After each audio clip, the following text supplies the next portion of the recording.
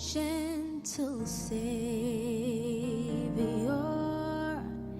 hear my humble cry, while on others thou art calling. Do not pass me by. Savior, Savior, hear my humble cry, while on others thou art calling. Do not pass me by. Let me at that throne of mercy find a sweet release, kneeling there in deep contrition. Oh Lord, help my unbelief. And I'm crying, Savior, Savior, hear my humble cry, while on others thou art calling. Do not pass me by. Savior, Savior, Savior, hear my humble cry, while on others thou art calling. Do not pass me by. Oh, while on others thou art calling. Do not pass me by.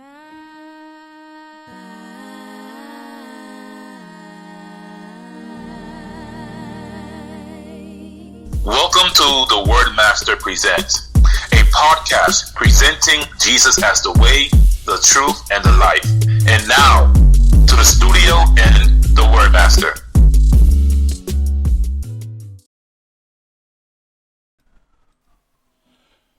Good morning, good afternoon, good evening, wherever you are, and whenever you're listening, you're tuned in to The Word Master Presents here on Soul Cafe Studios.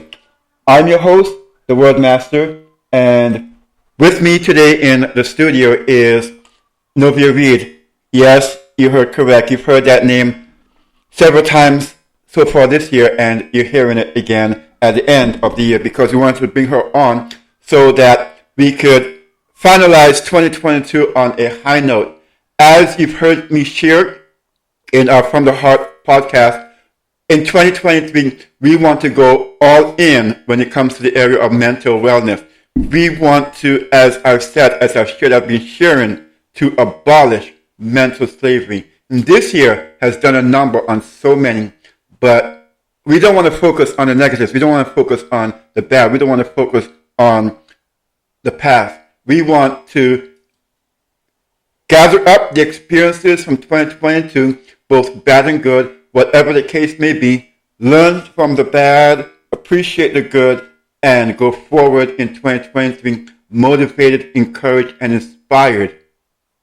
And today, I believe that the message that you will hear will be one that will inspire your heart. And so at this time, I would like to bring on Sister Novia just to reintroduce herself to you, and then you'll hear from her after we have our theme song. So at this time, Sister Novia. Hi, good morning, everyone. Welcome to the podcast. I'm so grateful to be here with you on for the last time for 2022. I definitely hope that our conversation today will enrich, will inspire you and encourage you for the rest of 22, but also for the next year that's coming up. So thank you for having me. I'm happy to be here. Amen. Thank you, sis. So at this time, we're going to have our theme song, Amazing Grace, and then after which we'll come back and we'll discuss with Sister Novia. Stay tuned.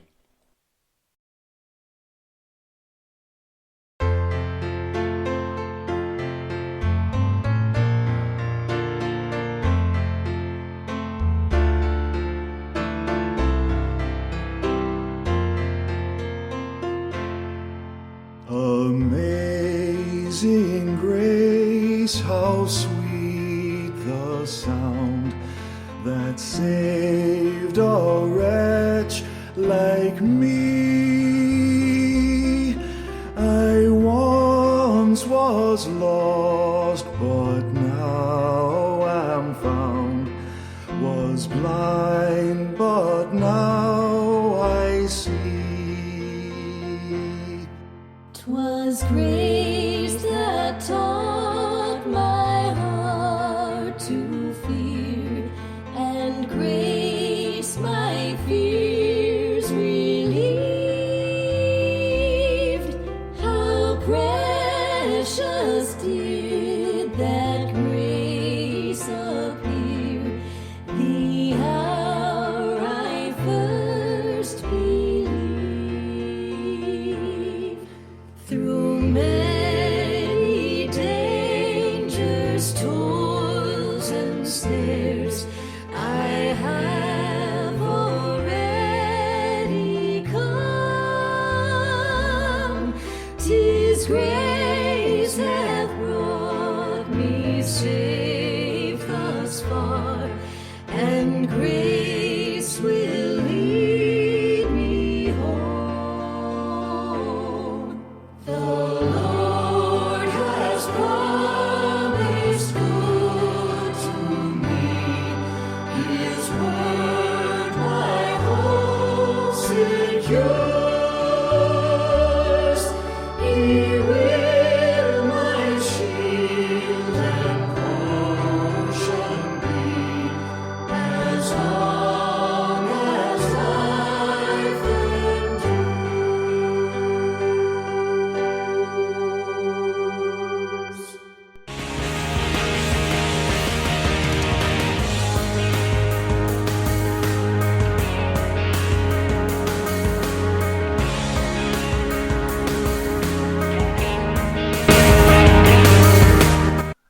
All right, welcome back. Thank you for joining us here today on this special year-end edition of The Word Master Presents. Our guest at this time is Novia Reid. You've heard her on our other podcast, From the Heart. She's joining us today as the featured guest as we ask her very important question.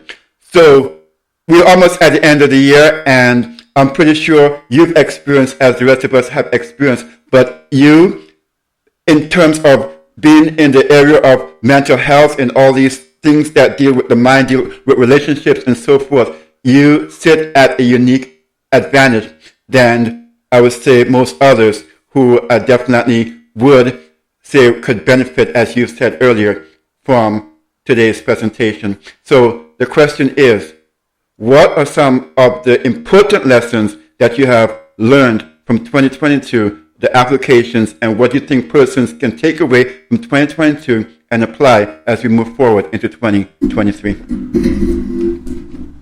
Well, there's several, but I'll begin with this one. I think one of the most important lessons I've learned throughout 2022 is to rest.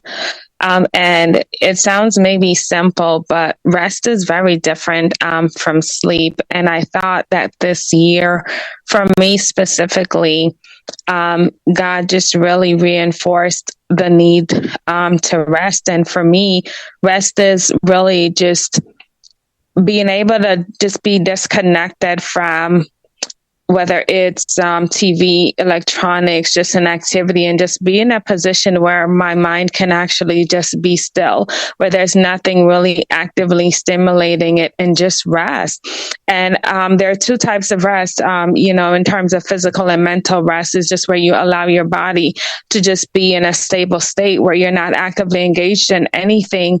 And so I've learned the importance of both of those things. And I think it's so important because I was listening to something a couple of years ago, or maybe even last year, where it says how really we undervalue the power of rest.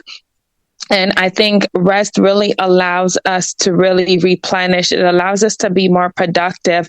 And I think one of the struggles for me in the past was if I was just resting in a state of rest, not doing anything, just resting my mind, laying down, I would feel unproductive. I would feel like guilty because I'm not doing anything. And I can't just sit here and just rest. This is not what productive or successful people do. And really, God had to just, and that commentary that I listened to, and coupled with, God's wisdom, just really allowed me to realize that rest is one of the most productive and nourishing things you can do for your body, your mind, and your soul, because our brains and our minds are constantly being targeted, whether we're just scrolling on social media or not, whether we're watching something positive on TV or not, whether we're fixing something at home or we're at the computer at work, our minds are constantly going, and our bodies too. And we need a state and time where we can just actually just rest, where we're not being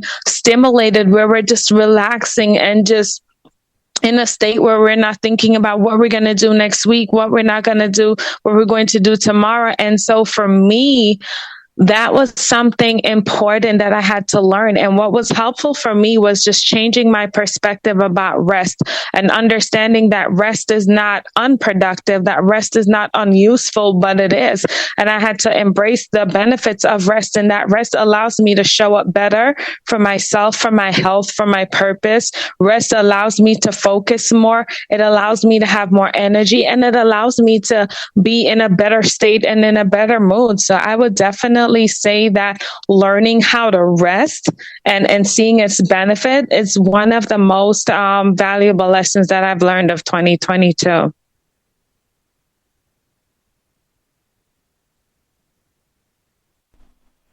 What do you think that persons can take away, and we're talking about the positives, right? Okay, beyond the rest experience, what are some of the things that persons can take away, because they have gone through so much? So someone comes to you and says, I've been through the ringer, I've been through the worst, and you said rest, right? And they get the concept, right? Okay, however, they say to you, you just don't understand, it's been so much, and I've been through a lot. And what would you say to them that you want them to just do away with from 2022, but carry over into 2023? How would you direct that? Okay, for me personally, okay, just hearing you say it, okay, I could fully appreciate it. Of course, having, learned and by experience the importance of that rest relationship. But how would you facilitate a person who is not used to that, and all 2022 has been to them is just nothing but turmoil, tempest, storms, everything, and not a moment of rest? How would you guide them going forward? Well, that would depend on each person individually, but rest is not necessarily a cure for just all turmoil. Rest is something that has to be a part of our lifestyle that can help to deal with turmoil, but it's not a cure-all for every mental health struggle or for mental health struggles we go through or for anything. No, rest is something that we have to cultivate to become a part of our lifestyle.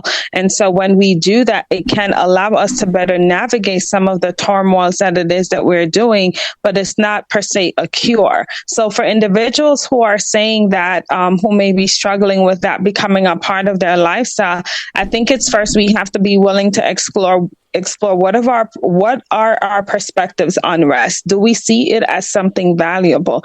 Because first, for us to even engage in rest or anything, we have to shift our perspective or our mindsets on it. And a lot of us think it's unproductive. A lot of us, many people, I believe, think that rest is not something that's useful for them. But a lot of times what can help us with turmoil or with other things that we're going for is really giving ourselves some space to be able to detach and disconnect from what it is that we are experiencing. If we're constantly in a state, because here's the thing, when our minds and our bodies are better rested, we're able better to concentrate on solutions. We're in a better state to even think of how do I move forward.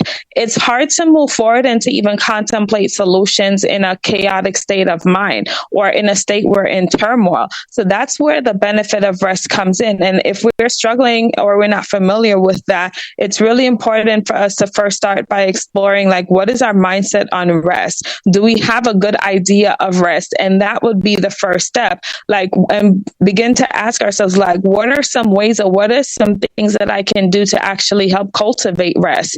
And to start small. Don't have to say start rest for 15 minutes a day, or a couple of times just from TV, from my phone, whatever, for just 15 minutes and just allow my mind and my body to rest. Can I put my phone on do not disturb for about 15 minutes? Can I just sit down in a posture where my eyes are closed and my mind is just like relaxed and it's not going?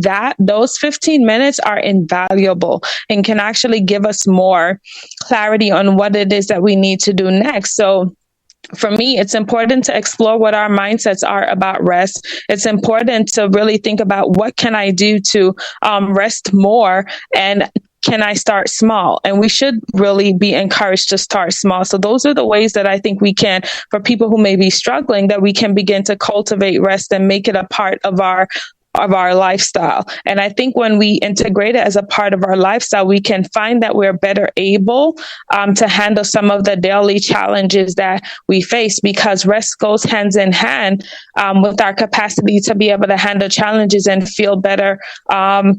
Just have better capacity and also greater mental strength to be able to deal with what we're going through. Thank you. That being said, and the starting small is actually one of the principles, as I mentioned earlier, in 2023. My major focus, is going to be on mental wellness, and the starting small issue is definitely at the front and center, because I know persons just love to throw themselves into things that they might think is a cure, but as you said, it's not the be-all and end-all, the starting point of a situation, the answer to every question that they might have. So now I have to turn the tables on you and ask the question that I framed in the initial question. So you, who have been trained in the psychology of the mind, having gone through 2022, and it's so much to recap. However, just a few small things. There was a food shortage. There's high gas prices. A lot of uncertainty when it comes to, are the war in the Ukraine, is it coming to my door? Other things, how did 2022 impact you as an individual, and from your unique vantage point, how were you able to cope? We are at the end of the year and you're reflecting back. How have you been able to cope? How have you been able to see yourself through? Basically, that's the question. I think for me, there were several things that really helped me. I think going back to what I said, rest was one of those things, but also I believe just really surrounding myself with positive things and good people. I made sure that I balanced my self-care. I think self-care was so pivotal. and just cultivating an environment of peace for me. So that meant sometimes not having certain conversations. That meant sometimes calling certain people back at a certain time, that if I'm not in the best space to hold certain conversations, I'll call you back at another time when I feel like I'm better able to handle it. That meant telling some people no, or telling some people that I cannot do this at this time, but I can do it at a later time. Work-life balance, that meant really prioritization was something very huge for me last year. And that really helped reduce my overwhelm. Like one of the things, I've noticed with me is that I've gotten overwhelmed very easily. And so I had to learn how to manage my overwhelm. And so one of the things that was really helpful to me was prioritizing, like, what do I need to say yes to right now, and what can actually wait? Like, what needs my attention the most, and what can get my attention later? And so by doing that, I wasn't as easily overwhelmed. And again, prioritizing meant telling some people no, and just making myself available for the things that that I needed to do. Also, just meeting my needs was very important. Meeting my social needs, my spiritual needs. So for me, devotion is very important to me, and just spending that quality time with God, whether it's 5 minutes in prayer or just listening to a song. Devotion was very important to me. And so there were times when, somebody's calling me, or even my family, I'm in devotion. I have to talk to you later, because that is what I need. And so I had to prioritization and learning to meet my needs were two very helpful things for me, but also just really getting into a closer relationship with God. Though that was really, really very helpful for me, but it wasn't just being closer with God. It was really becoming closer to God in a way that was unique to me. I think a lot of times we may see how people talk about how to get close to God, read your Bible, study this, do this, and we feel like we have to adapt that to ourselves. But our relationship with God is unique. And so I had to learn how to become closer to God in a way that was true to myself, but also in a way that really reflected my connection with God. So really prioritization, meeting my needs, and just cultivating a closer relationship with God were really helpful for me. And you also talked about news and the things in Ukraine, and also like inflation. Like, I've been aware of those things, but I was also very intentional not to become consumed by them. I don't watch a lot of news. I don't watch a lot of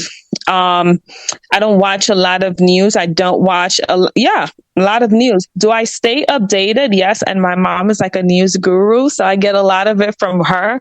But I stay aware, but I don't become consumed, because it's good to be aware, because we need to know what's going on in the world. We need to know what's happening so we can make informed decisions for our lives and our families. However, when we become consumed by the news, it's easy to fall into overwhelm, depression, and things of that nature, because a good amount of the news is very depressing and very negative, and we have to be mindful and guard our minds against the things that we're allowing to enter in, because that can become absorbed in our spirits. And so I was very intentional this year about guarding my mind against certain negative shows, negative topics. And if I'm reading something online, I'm reading positive skills and articles and blogs, like what are 5 healthy habits you can learn to make yourself happy, the positives, how to have a joyful spirit, I'm reading things that feed my soul. And so a lot of times we may read things, but is it really nourishing our souls? Is it really benefiting us? Or is it causing us to really develop negative habits and negative thoughts? So for me, those were some of the things that were really helpful to me to cope.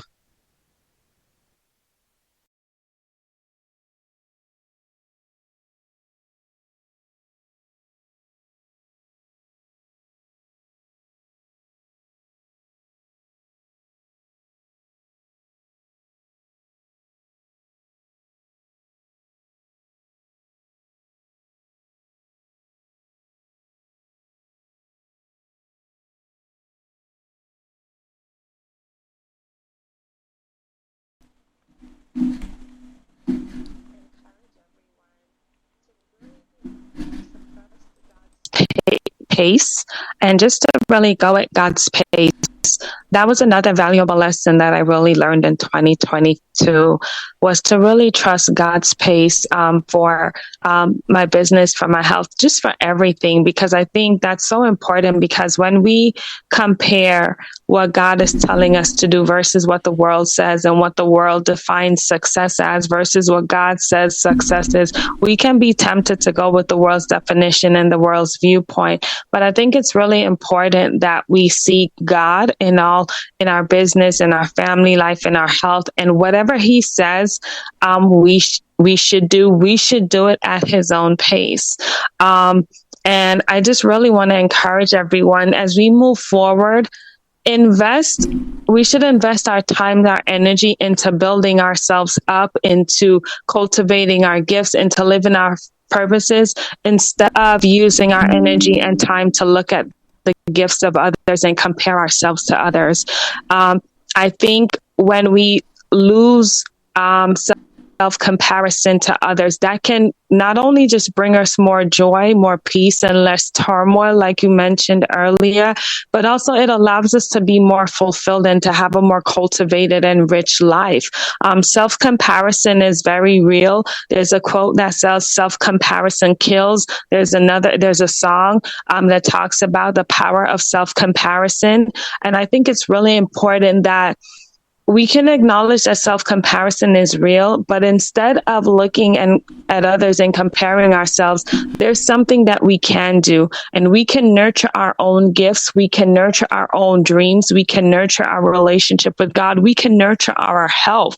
And instead of looking at other people to say, look at what they have, look at what's in your hand. Look at what God has given you. Look at what God has blessed you with, and see, how can I cultivate this? How can I make this better? How can I be healthier? How can I be more what God called me to be? And when we take the time and invest in ourselves versus comparing ourselves to other people, we will see a world of difference, not just only in our success, but in our walk with God, in our moods, in how we're feeling, in our productivity, and in our relationships. So that would be really one of my final encouragement.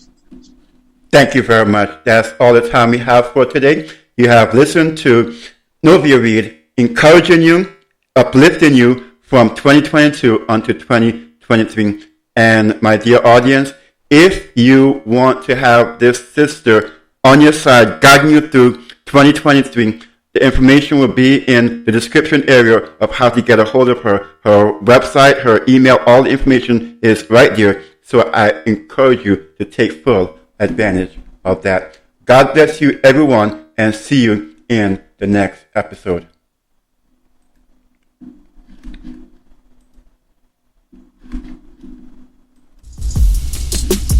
You've been listening to the Word Master Presents. Please join us next time. Okay, so good.